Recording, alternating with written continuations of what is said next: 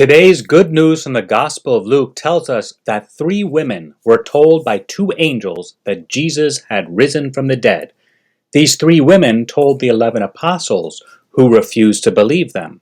As pointed out by Brant Petrie, the first-century Jewish historian Flavius Josephus tells us how devalued the witness of women were at the time of Jesus.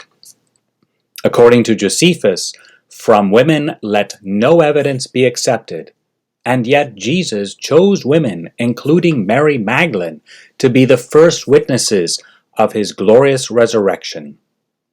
Mary Magdalene was a surprising choice, since, as Luke records, Jesus cast out 7 demons from Mary Magdalene. This means that Mary Magdalene was not only possessed by a devil, but by many devils. That the apostles were prejudiced against the women's testimony is understandable, given the apostles' low view of women and of their knowledge that Mary Magdalene was once possessed by 7 demons. And yet Mary Magdalene and the other 2 women were the 3 people that God chose to be the first witnesses to the apostles of the most important news ever in human history. The good news that truthful love is stronger than sin, that truthful, merciful love is stronger than death, that Jesus truly has risen from the dead. So important is Mary Magdalene in tradition that she has been named the Apostle to the Apostles, a title that St. Thomas Aquinas called her in his commentary on John's Gospel. According to Aquinas, Mary Magdalene had the office of an apostle. Indeed, she was an apostle to the apostles, insofar as it was her task to announce our Lord's resurrection to the disciples. Thus, just as it was a woman who was the first to announce the words of death, so it was a woman who would be the first to announce the words of life.